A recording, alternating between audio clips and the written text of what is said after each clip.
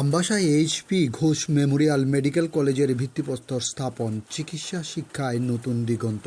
ধলাই জেলার আমবাসার চিকিৎসা শিক্ষা ও স্বাস্থ্য পরিষেবার ক্ষেত্রে নতুন অধ্যায়ের সূচনা।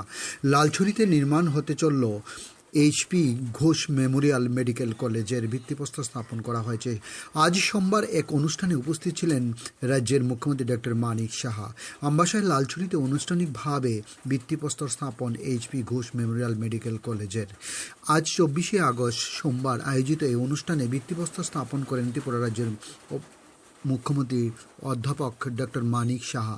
অনুষ্ঠানে তার সঙ্গে উপস্থিত ছিলেন আমবাসার বিধায়ক চিত্তরঞ্জন দেববর্মা, বন্ধন গ্রুপের চেয়ারম্যান চন্দ্রশেখর ঘোষ।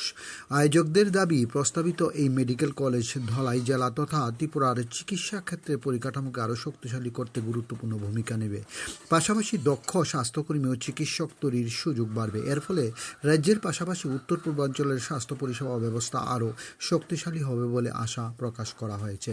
অনুষ্ঠানে বিশেষ অতিথি হিসেবে উপস্থিত ছিলেন ত্রিপুরা সরকারের স্বাস্থ্য ও পরিবার কল্যাণ দপ্তরের সচিব কিরেন গিত্তে, ধলাই জেলার জেলাশাসক বিভাগ এইচবি স্বাস্থ্য পরিষেবার অধিকর্তা doctor Debashree Debbarma, medical education অধিকর্তা প্রফেসর ডক্টর অভিজিৎ দত্ত সহ অন্যান্য গুণীজনেরা। Report Khowai Times Bangla. বারবার কিন্তু বলেছি যে ধলাইয়ে এবং এই আমবাসা ডিস্ট্রিক্ট হসপিটালকে ঘিরে একটা মেডিকেল কলেজ হবে। আজকে কিন্তু সেই স্বপ্ন পূরণ হয়েছে, অনেকবার আমি বলি।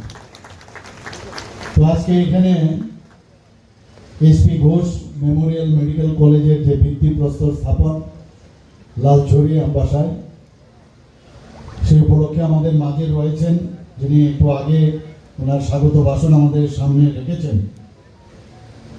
মাননীয় চেয়ারম্যান এবং ফাউন্ডার বন্ধন গ্রুপের শ্রী চন্দ্রশেখর ঘোষ মহোদয়।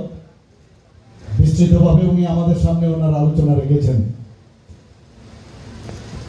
এবং উনি কিন্তু ত্রিপুরার মাটির লোক। উনি নিজেও বলেছেন বিশালগড়ে ওনার বাড়ি।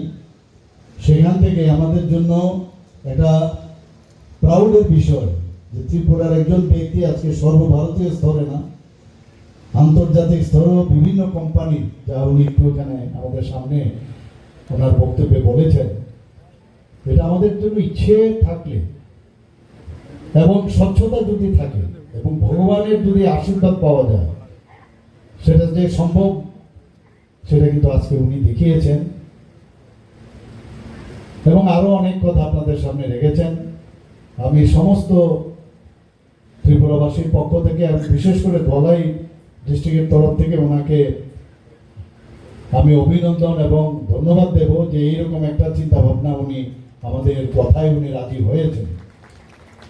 আজকে আমাদের